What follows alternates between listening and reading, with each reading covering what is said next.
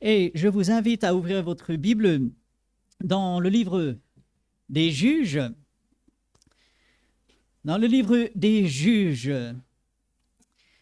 Alors, on va parler d'un autre personnage complexe. On a parlé de Gédéon la semaine dernière. Il est complexe. On va parler encore d'un personnage aujourd'hui assez complexe. Et attendez-vous, on va arriver bientôt à Samson.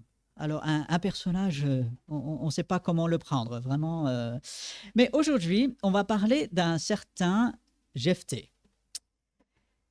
Jephthé, et tout de suite, je vais dire que lui, il est connu, selon le texte biblique, pour avoir sacrifié sa fille à Dieu suite à une promesse, un vœu insensé qu'il avait fait. Alors, a-t-il réellement sacrifié sa fille ou pas? 3 points de suspension. On va voir. Bon. Mais si vous êtes avec moi, dans Exode chapitre, dans Juge, parce qu'en fait il y a pas mal de références au livre d'Exode. Mais dans Juge chapitre 11, je vais lire tout simplement le verset 1, et puis on va prier et on va examiner pendant quelques minutes la vie de cet homme assez complexe et voir ce que le Seigneur il a pour nous ce matin. Juge chapitre 11, verset 1. Jephthé, le Galadite, était un vaillant héros.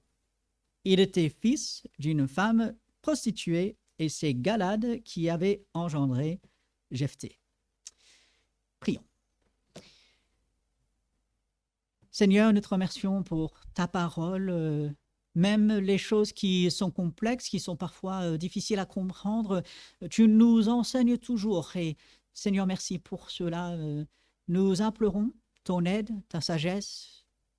Éclaire-nous pour comprendre ta parole et toujours que tu nous donnes la force pour la mettre en pratique au jour le jour. En ton nom. Amen.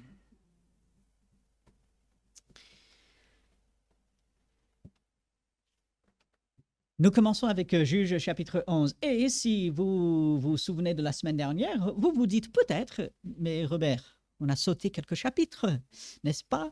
Et c'est vrai, parce que je vous laisse le soin d'aller lire de quelques juges dont on a juste un verset ou deux.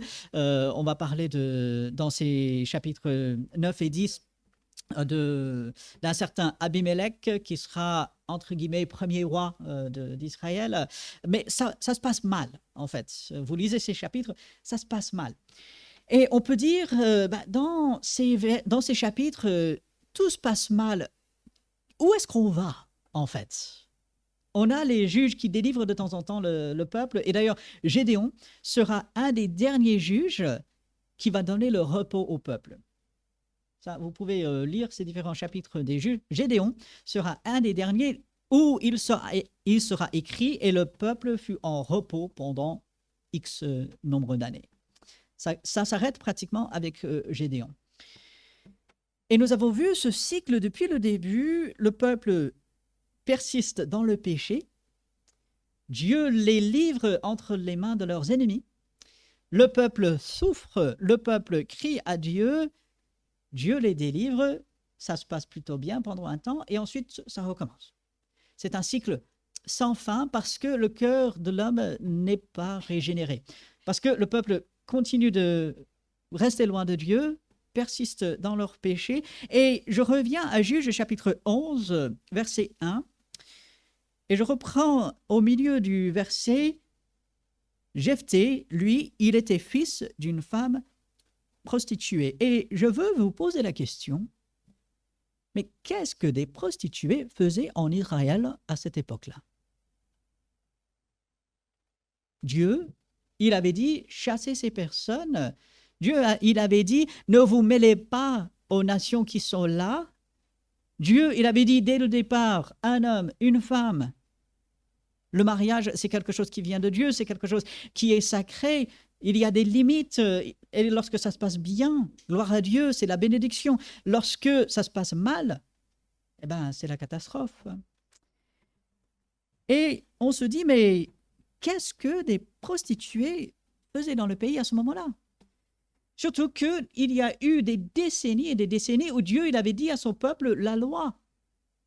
Mais on va voir dans ce passage que le peuple ne s'intéresse pas à la loi de Dieu. Si le peuple s'intéressait à la loi de Dieu, on ne serait pas arrivé au drame, si on peut dire, à la fin de ce passage. Vous allez comprendre dans quelques instants.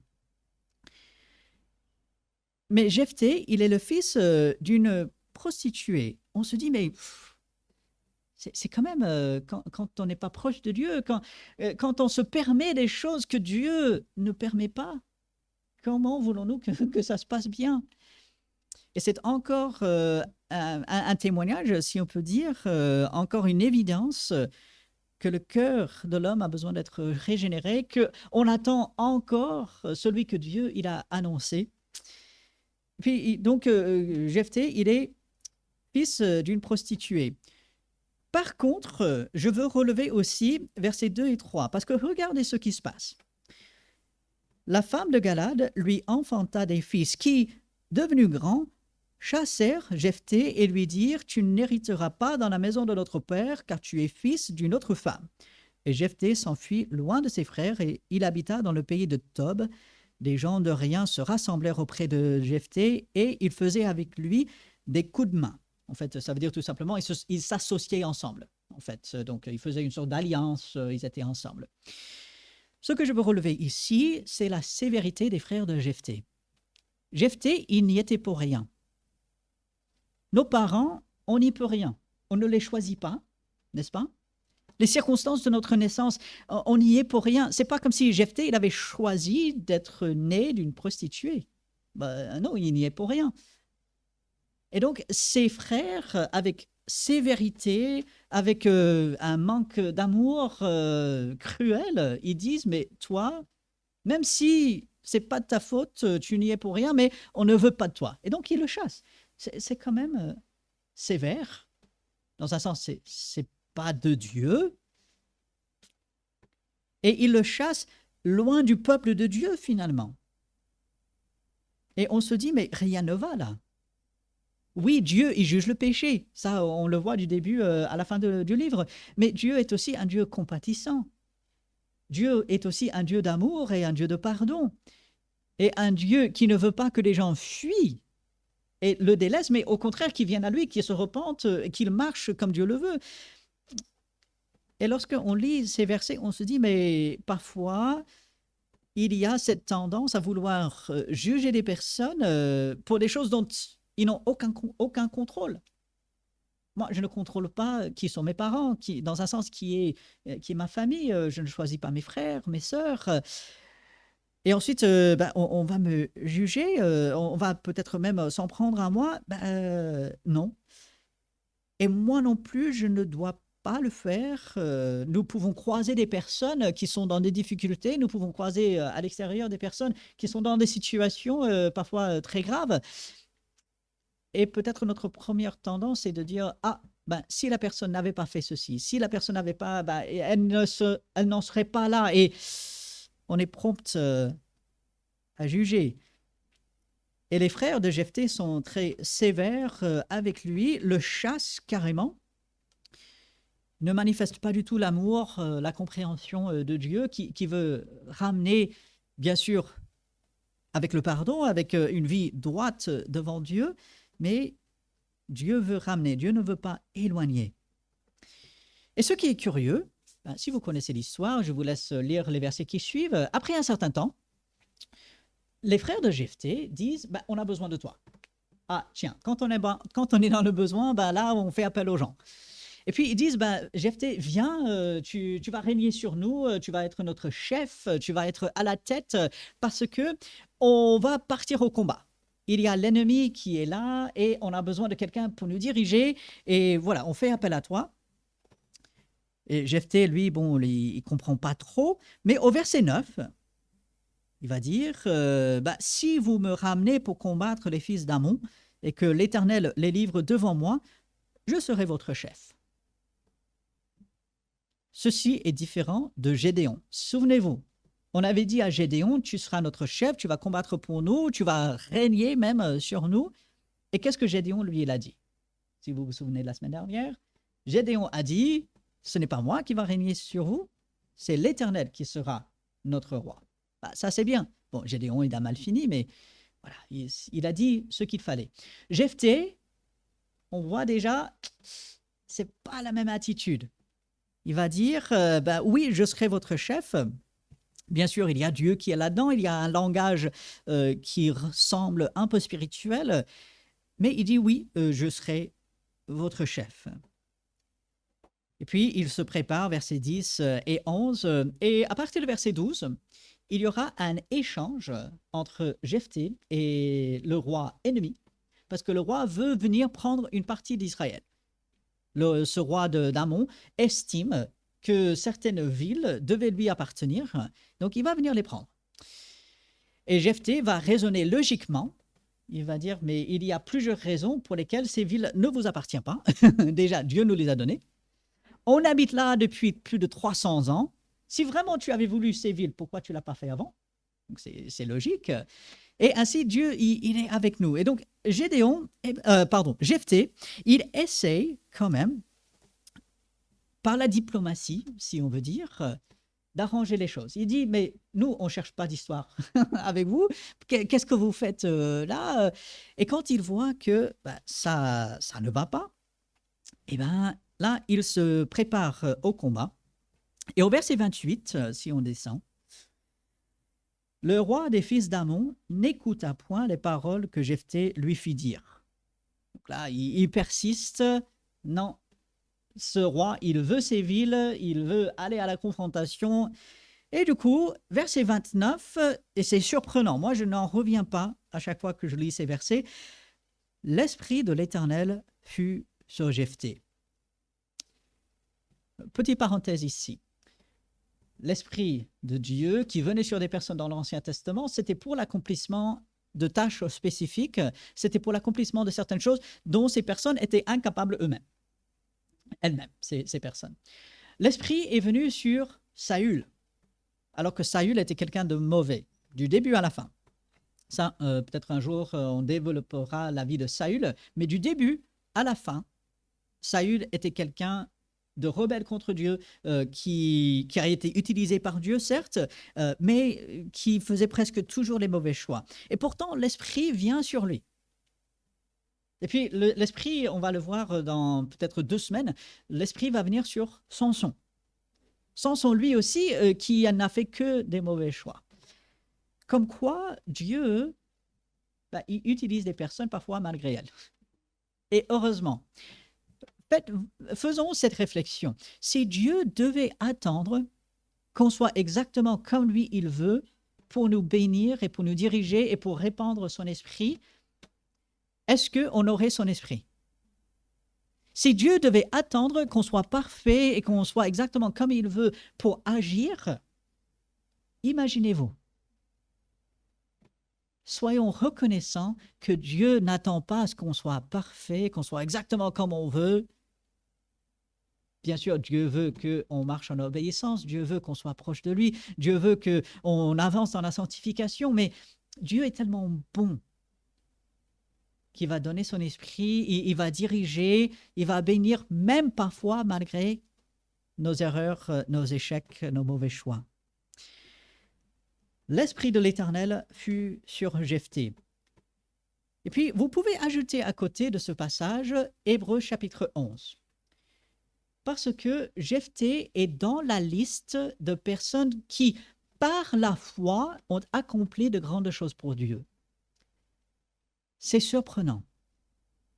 Gédéon, on peut presque comprendre parce que il a dû manifester la foi, il a mis la toison à 2 reprises, il a fait confiance à Dieu quand Dieu a pris les 3000 et les a descendus à 300 pour aller combattre. Donc ça, on peut comprendre un peu.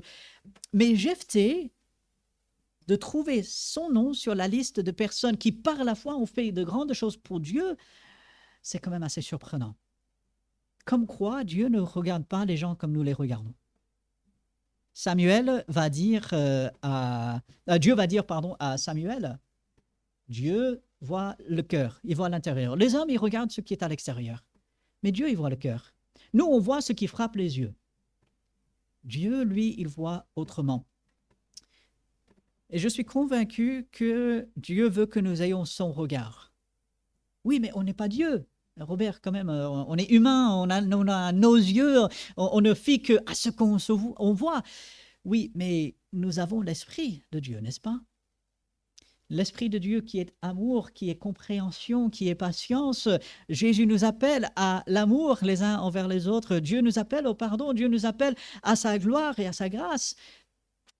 Et ainsi, nous, si on devait regarder Jephthé, on dirait c'est l'échec, quoi. C'est incompréhensible. Dieu regarde Jephthé et il dit, ah, quand même, il y a la foi. L'Esprit de l'Éternel fut sur Jephthé, je reviens à Juges chapitre 11, verset 29. Et au verset 30, Jephthé va faire un vœu. Il va promettre quelque chose. Il va faire un vœu à l'Éternel et il dit, « Si tu livres entre mes mains les fils d'Ammon, quiconque sortira des portes de ma maison au-devant de moi, à mon heureux retour de chez les fils d'Ammon, sera consacré à l'Éternel, et je l'offrirai en holocauste, c'est-à-dire un sacrifice brûlé tout entier. » Alors, plusieurs choses à voir ici. Il est intéressant qu'il précise, il sera consacré à l'Éternel. Ça peut avoir plusieurs significations. Puis, il précise, et je l'offrirai en holocauste. Là, il n'y a pas de doute sur ce qui doit être fait à ce qui est consacré à Dieu dans cette circonstance. Et on se dit, mais déjà, faire un vœu, on n'est pas obligé. Dieu, il n'attend pas forcément cela de nous. Ah Dieu, si tu fais ceci, moi je vais faire cela. C'est un peu prétentieux, n'est-ce pas? C'est dire, Dieu, si tu fais ça, moi, je vais.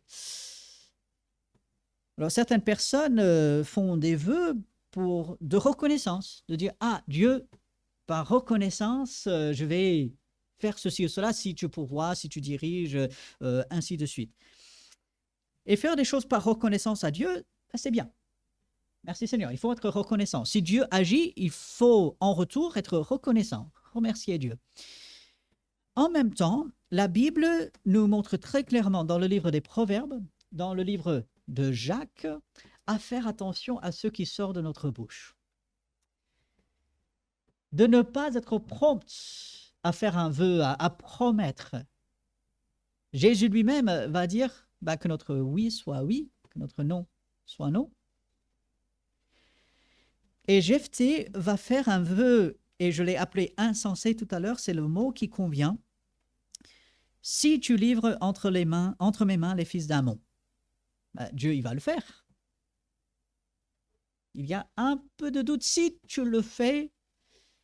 Mais bon, Dieu, il va le faire. Et puis, ce vœu, quiconque sortira des portes de ma maison au-devant de moi, à mon heureux retour de chez les fils d'Ammon, sera consacré à l'Éternel et je l'offrirai en holocauste. Tout à l'heure, j'ai parlé qu'il y avait un manque de connaissance de la parole de Dieu dans ce passage. Pourquoi? Parce que si quelqu'un qui a entendu Jephthé avait réfléchi un peu sur la loi, sur ce que Dieu avait révélé, notamment dans Deutéronome et dans Lévitique, quelqu'un se serait dit « Ah non, mais attends, Dieu, il ne veut pas de sacrifice humain. D'ailleurs, il est contre cela complètement. C'est une horreur pour Dieu. Alors, Jephthé, déjà, tu ne peux pas faire ça. Jephthé, qu'est-ce qui te prend? Mais il n'y avait personne pour dire à Jephthé, mais réfléchis, c'est pas ce que Dieu demande. Et puis, si vous allez dans le livre de Nombre, si vous allez dans le livre de Lévitique, il y a des passages qui expliquent si quelqu'un fait un vœu qui est insensé, quelqu'un qui se rend compte de cela a la possibilité d'aller vers Dieu, demander pardon, et puis de revenir sur ce vœu.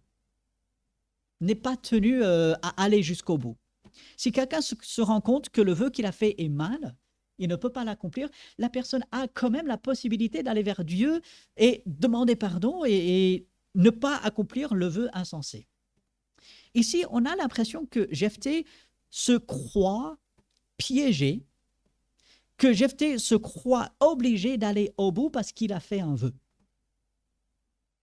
Et il y a cet enseignement, puisque la parole de quelqu'un, quand on dit on va faire quelque chose, c'est sacré, on doit être des gens de notre parole, il faut faire ce qu'on dit, même si ça nous fait mal, même si c'est mal, mais on l'a dit ainsi, il faut le faire. Ce n'est pas ce que dit la Bible.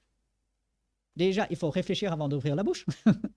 Si on fait un vœu, et souvent il vaut mieux pas le faire, mais si jamais on le fait, et on se rend compte que le vœu qu'on a fait, il est insensé, on n'est pas piégé, on n'est pas pris là-dedans, on a la possibilité, en fait, de renoncer, aller vers Dieu.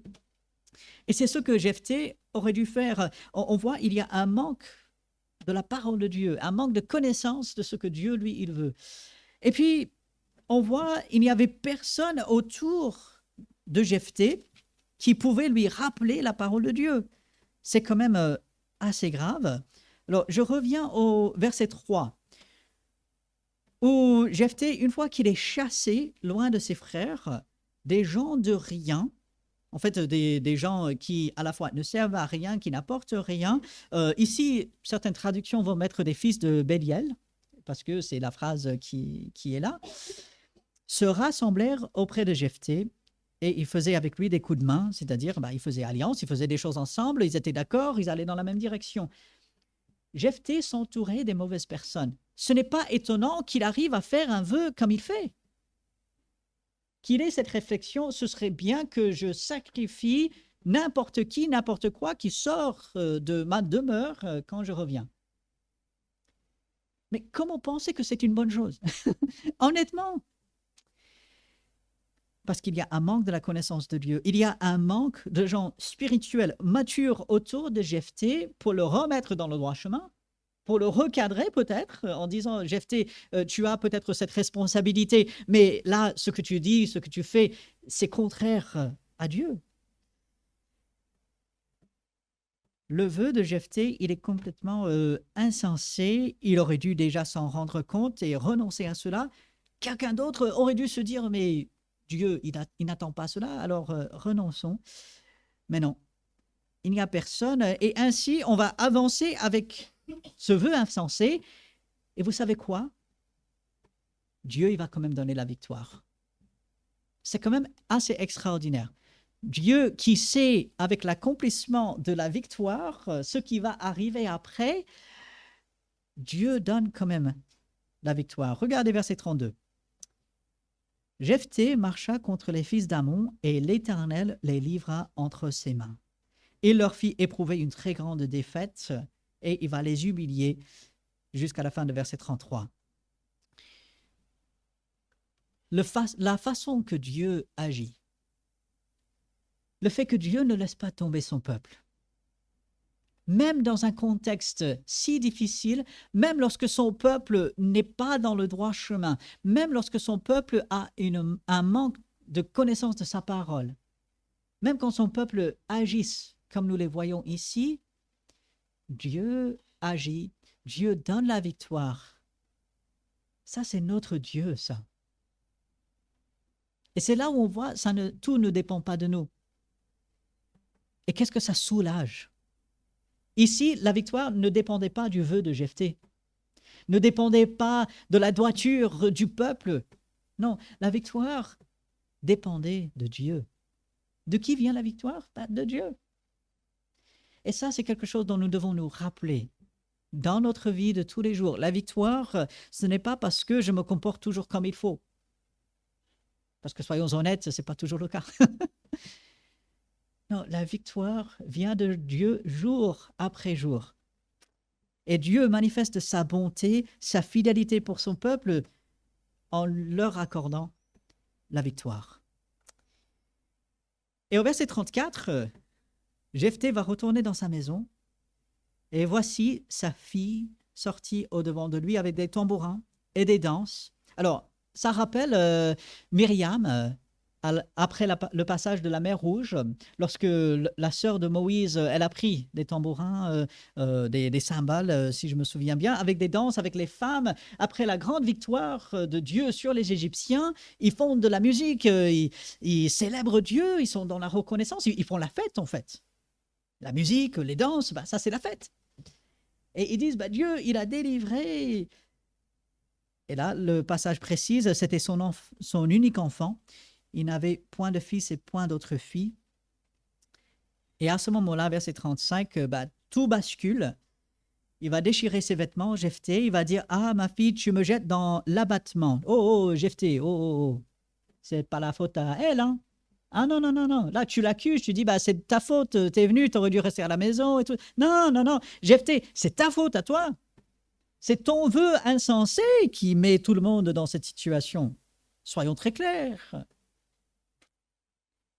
Et donc, il va dire, enfin, il va accuser sa fille, tu es au nombre de ceux qui me troublent. Ben non, non, Jephthé, tu te troubles toi-même. J'ai fait un vœu à l'Éternel et je ne puis le révoquer. Ah, mais si, Jephthé, tu peux. Réfléchis un peu, connais un peu mieux ta Bible. Si, tu peux. Verset 36, elle lui dit, mon père, si tu as fait un vœu à l'Éternel, traite-moi selon ce qui est sorti de ta bouche. Ah non, ma fille, réfléchis un peu. C'est vrai, c'est ton père, mais Dieu ne demande pas ces choses. Lorsque ceux qui sont en autorité, quelle qu'elle soit, demandent des choses qui sont contraires à Dieu, résistez. Résistez selon les principes bibliques, on s'entend bien, mais lorsque ceux qui ont une autorité demandent des choses qui sont contraires à Dieu et à sa parole, résistons. Ce n'est pas ce que Dieu demande d'accepter des choses qui sont contraires à sa parole.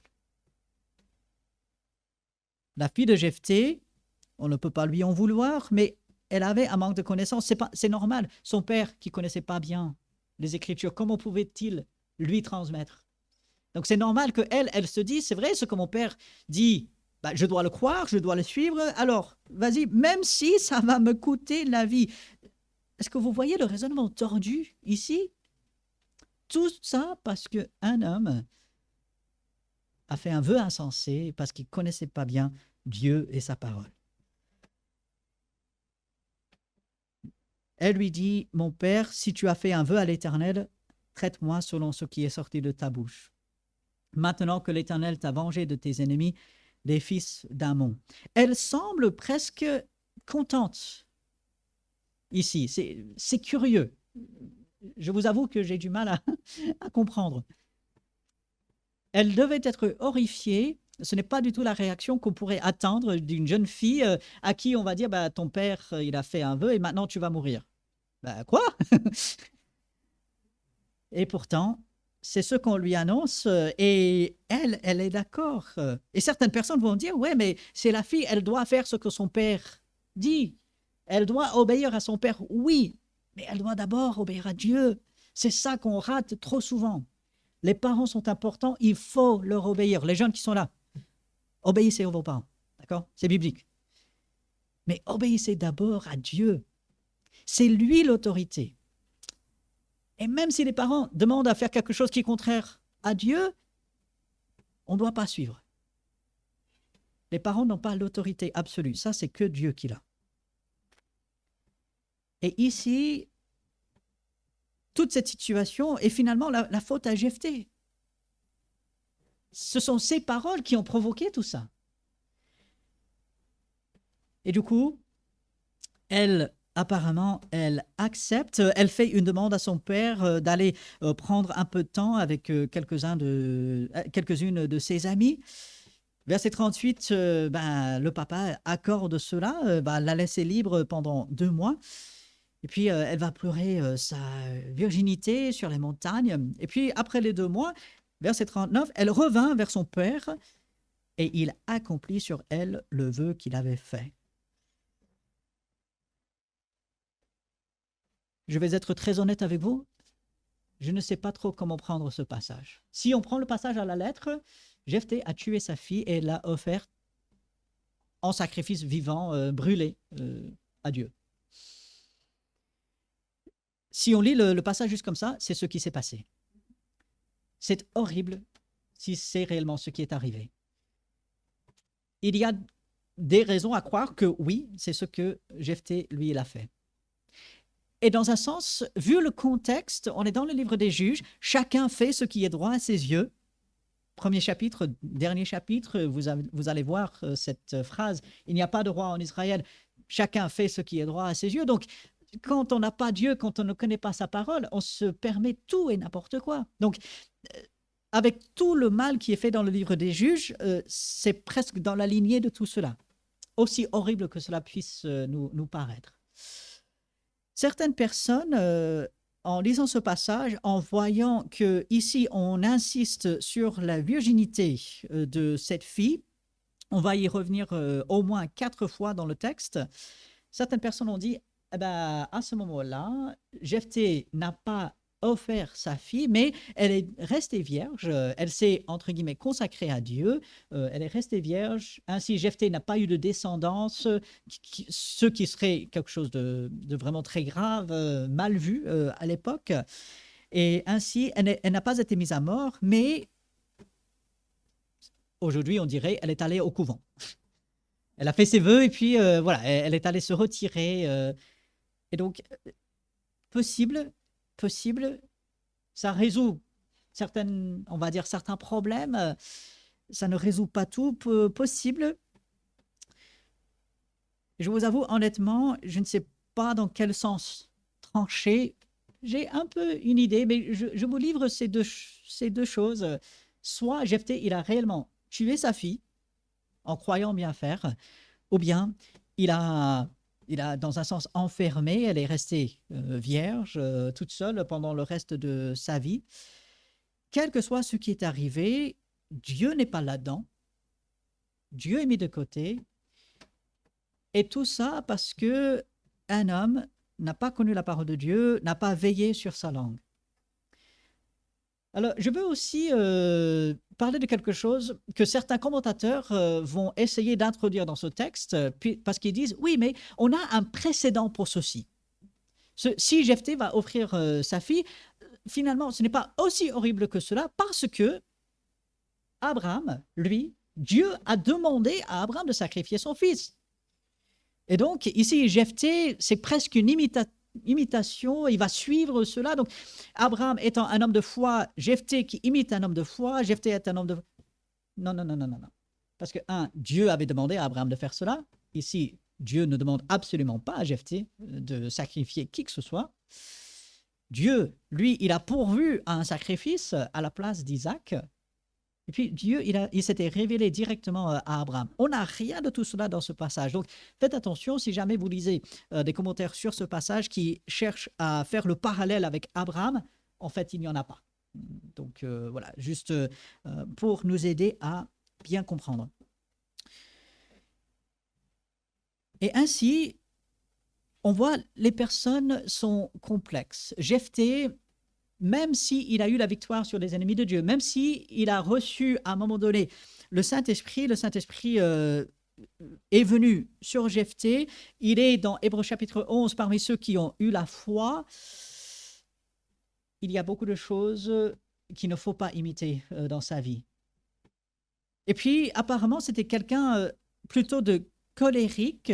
On ne prendra pas le temps de lire tout le passage, mais je vous invite le début du chapitre 12, verset 1 jusqu'au verset 7. Il y a 42 000 Israélites qui vont mourir parce que encore Jephthé, il veut se venger, il fait un mauvais choix encore une fois. 42 000, je ne sais pas si on commence à imaginer. Et là, ce ne sont pas les ennemis d'Israël, ce sont les Israélites, le peuple de Dieu. 42 000 d'entre eux meurent. Pourquoi? Parce qu'on s'est éloigné de Dieu. Parce qu'on n'a pas connu la parole de Dieu. Et en fait, c'est à partir de ce chapitre 11 où la pente va devenir de plus en plus glissante.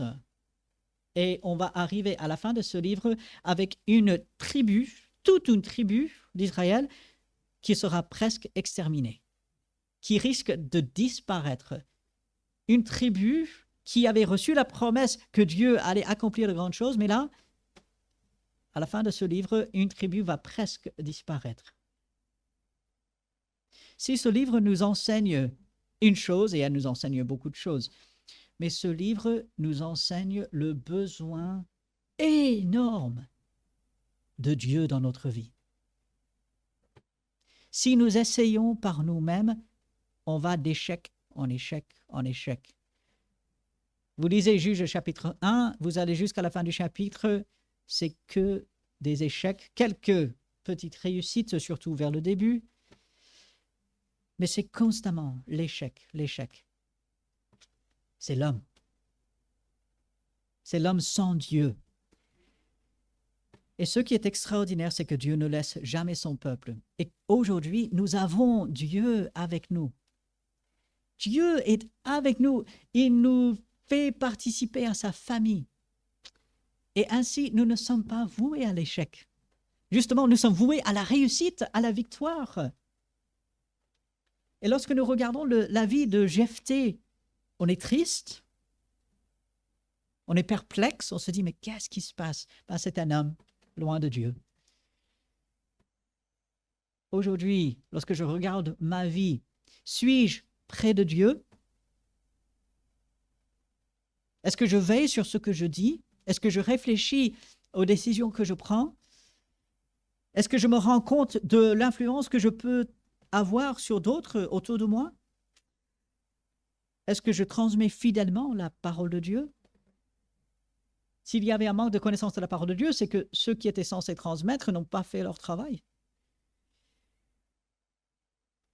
Et est-ce que je reviens vers Dieu? Et dans Juges chapitre 12, verset 7, Jephthé fut juge en Israël pendant 6 ans. Pas très longtemps comparé aux autres juges, à toute la période que nous avons vue jusqu'à présent. 6 ans. Puis Jephthé le Galadite mourut et fut enterré dans l'une des villes de Galad. Jephthé, il agit pendant un certain temps. Et après, il disparaît. Qui est là? Sur qui devons-nous nous focaliser? Pas Jephthé et ses mauvais choix et ses horreurs, hein. Sur Dieu et sur sa fidélité, sur sa puissance qui agit pour moi aujourd'hui, qui me rend capable de faire de bons choix, qui me rend capable d'aller de victoire en victoire, qui me rend capable d'éviter l'échec, d'agir avec sagesse et discernement. Les hommes, même moi, on vient, on s'en va, on va disparaître, un jour on mourra, ou bien sûr le Seigneur nous enlèvera. Qu'est-ce qui va rester? C'est Dieu, c'est sa parole. C'est sur ça qu'il faut mettre l'accent. Et ainsi, lorsqu'on pense à Jephthé, ne minimisons pas sa foi. Dieu l'appelle quelqu'un qui a exercé la foi. Mais reconnaissons, il a mal agi. Apprenons de ses erreurs et de ses échecs pour ne pas faire de même. Et persévérons pour le Seigneur, parce que c'est ce que Dieu veut et c'est ce pourquoi il nous rend capables. Et comme ça, Dieu sera glorifié. Et les autres qui sont autour de nous, ils vont le voir. Mais comme toujours, on a besoin de l'aide de Dieu. C'est impossible. Tout comme Israël, par lui-même, ne pouvait pas. C'était impossible. C'est constamment l'échec. Nous avons besoin de l'aide de Dieu pour pouvoir triompher, pour avoir la victoire et aller de victoire en victoire. Alors, on va passer quelques instants dans une prière silencieuse devant Dieu et après ces quelques instants, je terminerai par une prière. Seigneur, nous sommes devant toi et nous implorons ton aide toute puissante. Par nous-mêmes, nous sommes incapables d'aller au bout. Nous réussissons peut-être un peu de temps en temps, mais c'est avec toi que nous avons la victoire. Nous implorons ton aide, Seigneur, pour aujourd'hui, pour cette semaine. Tu sais ce à quoi nous serons confrontés. Tu sais ce dont nous avons besoin. Et nous appelons à ton aide, Seigneur, Viens en aide, secours-nous, aide-nous, fortifie-nous. Aide-nous à éviter les échecs que nous voyons dans la vie de Jephthé et d'autres juges. Garde-nous près de toi. Donne-nous toujours la connaissance de ta parole. Remplis-nous de ton Saint-Esprit. Fais ton œuvre, Seigneur, aide-nous. Nous t'en supplions. En ton nom. Amen. Je vous ai laissé la semaine dernière avec un verset dans le livre d'Éphésiens, si je me souviens bien. Aujourd'hui, l'Épître aux Philippiens. C'est pourquoi, mes bien-aimés et très chers frères et sœurs, demeurez ainsi fermes dans le Seigneur, mes bien-aimés. Là, je vous laisse avec ce verset de la parole de Dieu. Que Dieu bénisse, fortifie chacun. Un très bon dimanche. Saluez-vous les uns les autres.